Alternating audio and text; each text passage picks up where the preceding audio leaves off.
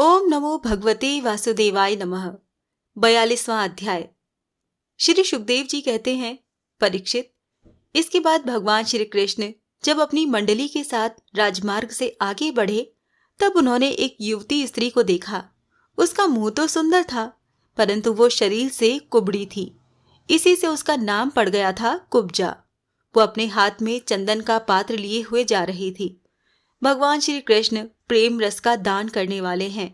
उन्होंने कुब्जा पर कृपा करने के लिए हंसते हुए उससे पूछा, सुंदरी, तुम कौन हो?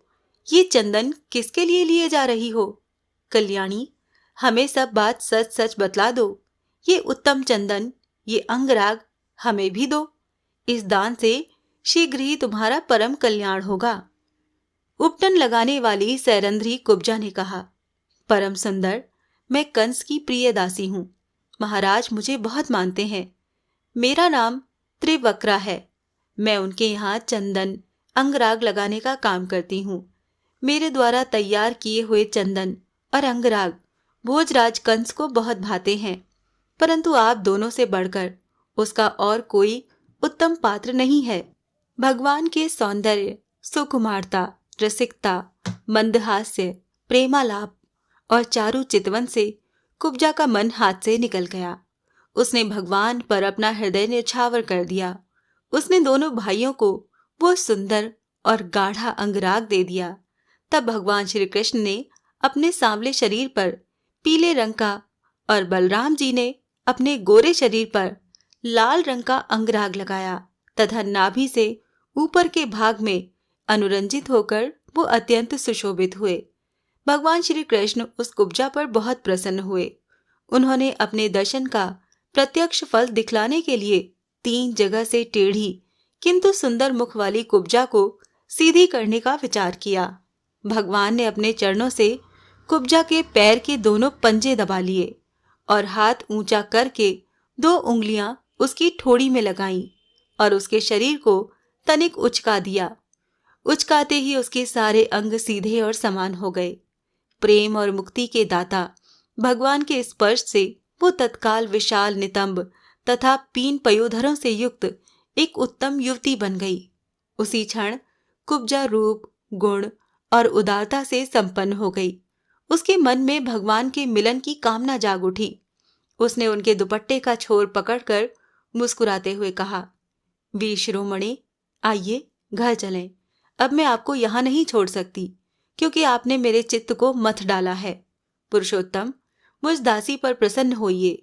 जब बलराम जी के सामने ही कुब्जा ने इस प्रकार प्रार्थना की, तब भगवान श्री कृष्ण ने अपने साथी ग्वाल बालों के मुंह की ओर देखकर हंसते हुए उससे कहा, सुंदरी, तुम्हारा घर संसारी लोगों के लिए अपनी मानसिक व्याधि मिटाने का साधन है।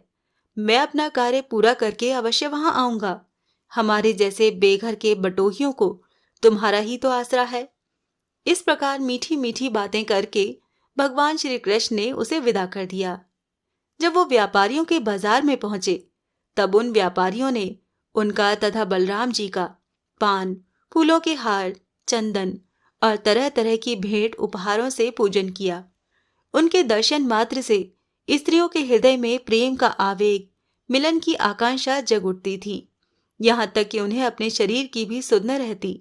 उनके वस्त्र, जूड़े और कंगन ढीले पड़ जाते तथा वो चित्रलिखित मूर्तियों के समान ज्यों की त्यों खड़ी रह जाती थीं। इसके बाद भगवान श्री कृष्ण पुरवासियों से धनुष यज्ञ का स्थान पूछते हुए रंगशाला में पहुंचे और वहां उन्होंने इंद्रधनुष के समान एक अद्भुत धनुष देखा। उस धनुष में बहुत सा धन लगाया गया था। अनेक बहुमूल्य अलंकारों से उसे सजाया गया था। उसकी खूब पूजा की गई थी और बहुत से सैनिक उसकी रक्षा कर रहे थे। भगवान श्री कृष्ण ने रक्षकों के रोकने पर भी उस धनुष को बलात् उठा लिया। उन्होंने सबके देखते देखते उस धनुष को बाएं हाथ से उठाया और उस पर डोरी चढ़ाई और एक क्षण में खींचकर बीचों बीच से उसी प्रकार उसके 2 टुकड़े कर डाले, जैसे बहुत बलवान मतवाला हाथी खेल ही खेल में ईख को तोड़ डालता है। जब धनुष टूटा तब उसके शब्द से आकाश, पृथ्वी और दिशाएं भर गई। उसे सुनकर कंस भी भयभीत हो गया। अब धनुष के रक्षक आतताई असुर अपने सहायकों के साथ बहुत ही बिगड़े। वो भगवान श्री कृष्ण को घेर कर खड़े हो गए और उन्हें पकड़ लेने की इच्छा से चिल्लाने लगे, पकड़ लो, बांध लो, जाने न पाए। उनका दुष्ट अभिप्राय जानकर बलराम जी और कृष्ण भी तनिक क्रोधित हो गए और उस धनुष के टुकड़ों को उठाकर उन्हीं से उनका काम तमाम कर दिया। उन्हीं धनुष खंडों से उन्होंने उन असुरों की सहायता के लिए कंस की भेजी हुई सेना का भी संहार कर डाला। इसके बाद वो यज्ञशाला के प्रधान द्वार से होकर बाहर निकल आए और बड़े आनंद से मथुरापुरी की शोभा देखते हुए विचरने लगे। जब नगरवासियों ने दोनों भाइयों के इस अद्भुत पराक्रम की बात सुनी और उनके तेज, साहस और अनुपम रूप को देखा, तब उन्होंने यही निश्चय किया कि हो न हो ये दोनों कोई श्रेष्ठ देवता हैं। इस प्रकार भगवान श्री कृष्ण और बलराम जी पूरी स्वतंत्रता से मथुरापुरी में विचरण करने लगे।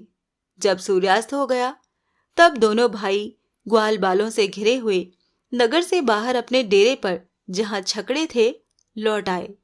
तीनों लोकों के बड़े बड़े देवता चाहते थे कि लक्ष्मी हमें मिले, परंतु उन्होंने सबका परित्याग कर दिया और न चाहने वाले भगवान का वरण किया।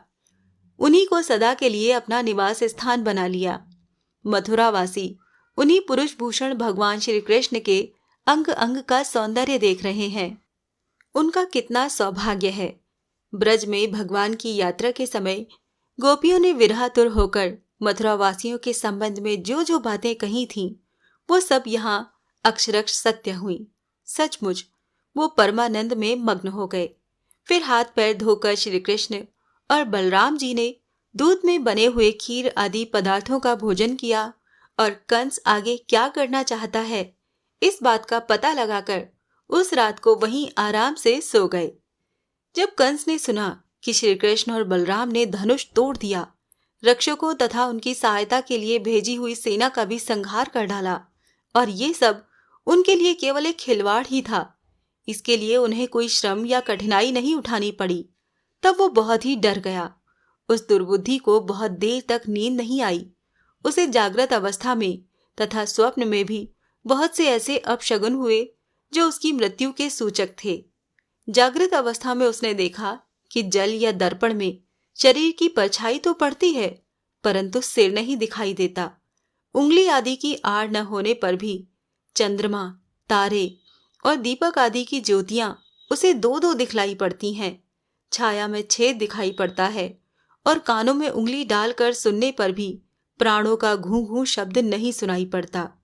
वृक्ष रुपहले जान पड़ते हैं और बालू या कीचड़ में अपने पैरों के चिन्ह नहीं दिख पड़ते। कंस ने स्वप्नावस्था में देखा कि वो प्रेतों के गले लग रहा है, गधे पर चढ़कर चलता जा रहा है और विष खा रहा है। उसका सारा शरीर तेल से तर है, गले में जपा कुसुम की माला है और नग्न होकर कहीं जा रहा है। स्वप्न और जागृत अवस्था में उसने इसी प्रकार के और बहुत से अपशगुन देखे। उनके कारण उसे बड़ी चिंता हो गई। वो मृत्यु से डर गया और उसे नींद नहीं आई। परीक्षित, जब रात बीत गई और सूर्य नारायण पूर्व समुद्र से ऊपर उठे, तब राजा कंस ने मल्ल क्रीड़ा का महोत्सव प्रारंभ कराया। राज कर्मचारियों ने रंगभूमि को भली भांति सजाया। तुरही, भेरी आदि बाजे बजने लगे। लोगों के बैठने के मंच फूलों के गजरों, झंडियों, वस्त्र और बंधनबारों से सजा दिए गए। उन पर ब्राह्मण, क्षत्रिय आदि नागरिक और ग्रामवासी सब यथास्थान बैठ गए। राजा लोग भी अपने अपने निश्चित स्थान पर जा डटे। राजा कंस अपने मंत्रियों के साथ मंडलेश्वरों के बीच में सबसे श्रेष्ठ राज सिंहासन पर जा बैठा। इस समय भी अपशगुनों के कारण उसका चित्त घबराया हुआ था। तब पहलवानों के ताल ठोंकने के साथ ही बाजे बजने लगे और गर्वीले पहलवान खूब सज धज कर अपने अपने उस्तादों के साथ अखाड़े में आ उतरे। चाणूर, मुष्टिक, कूट, शल और तोशल आदि प्रधान प्रधान पहलवान बाजों की सुमधुर ध्वनि से उत्साहित होकर अखाड़े में आकर बैठ गए। इसी समय भोजराज कंस ने नंद आदि गोपों को बुलवाया। उन लोगों ने आकर उसे तरह तरह की भेंटें दी और फिर जाकर वो सब एक मंच पर बैठ गए।